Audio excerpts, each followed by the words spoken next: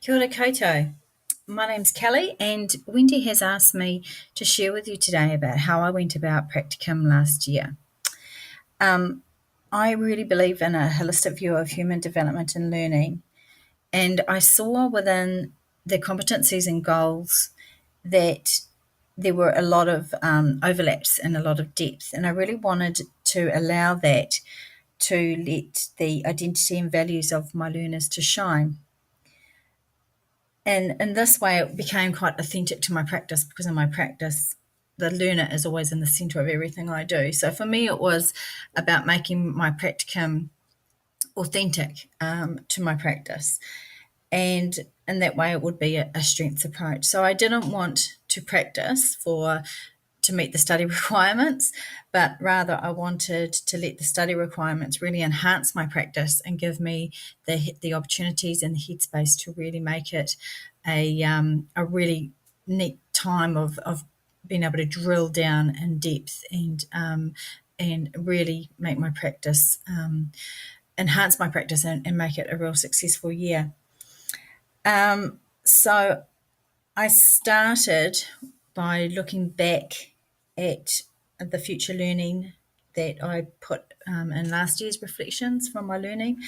I also had in mind what I knew would be part of my caseload, or even the RTLB cluster wide focuses that could be in place.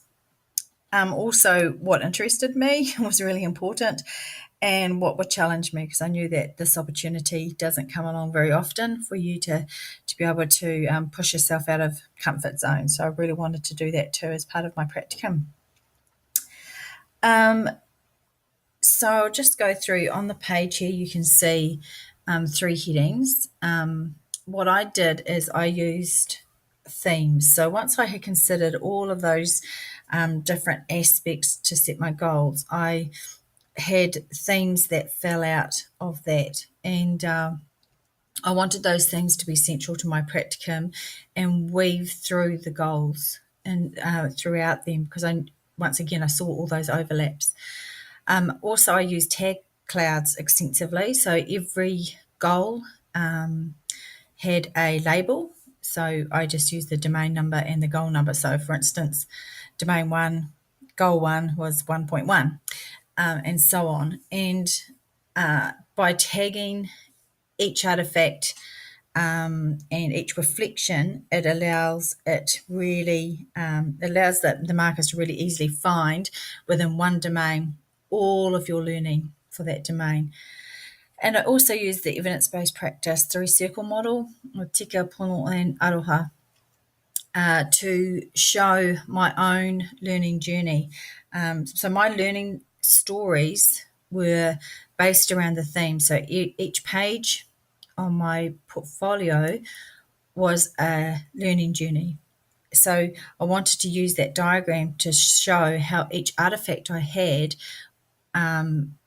was incorporated into that journey as evidence-based practice.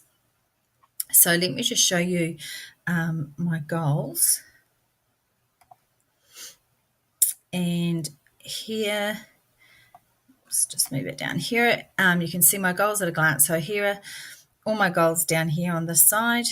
And over here you can see the different codes that I use. So I've got 1.1, 1.2, 1.3, 1.4, and then domain 2, so 2.1 and so forth. These are my themes. So I had response to intervention as one of my overarching themes. I had well-being, which actually fell out of the individual education plan.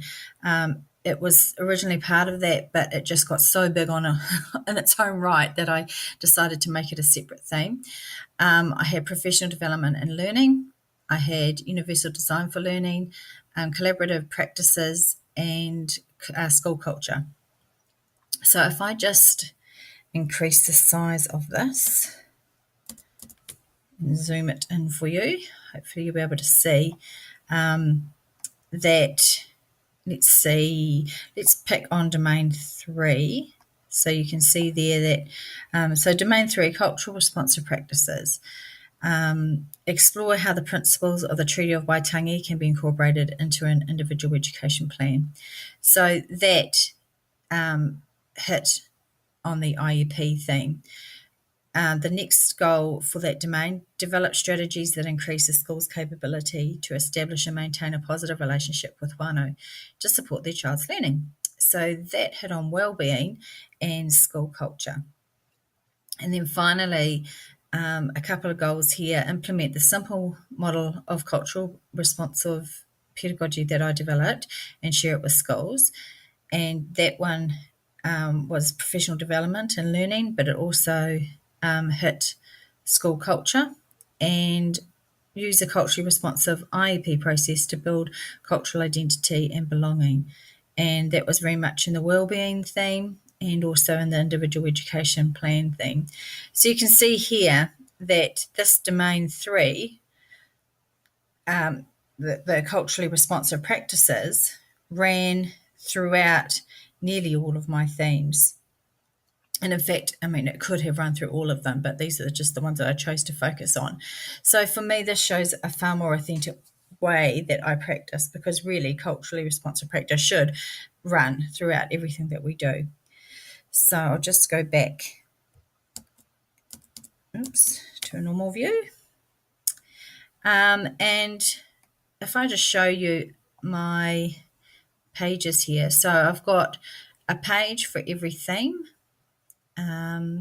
So if we just go, for instance, to the individual education plan page, you can see here I have an orientation video for the page that I put up to help the marker.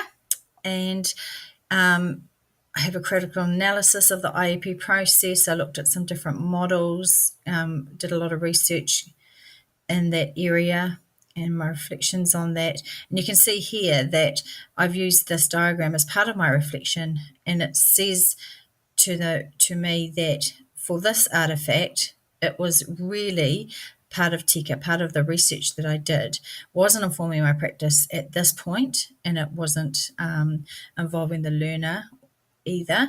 So as you move down my learning story, so this is really a good way to show your learning stories. You can see here that now that tika is starting to be informing my practice. This is the IEP model that I developed and put into practice. And then as we move down, I shared with schools and gathered learner voice and the whānau voice as well as part of implementing this model. And you can see that that is where the evidence-based practice comes into play. So that's how I sort of set out my pages and my learning stories on each page. And then for domain 3, reflection is where I put my overall reflection of that domain. So it brought in how I had used cultural responsive practice throughout all of those different themes and what I had learned from that. So that's how I set out my portfolio, and I hopefully that helps you to think of it in a different way that might be a bit more authentic for you. Thanks for listening.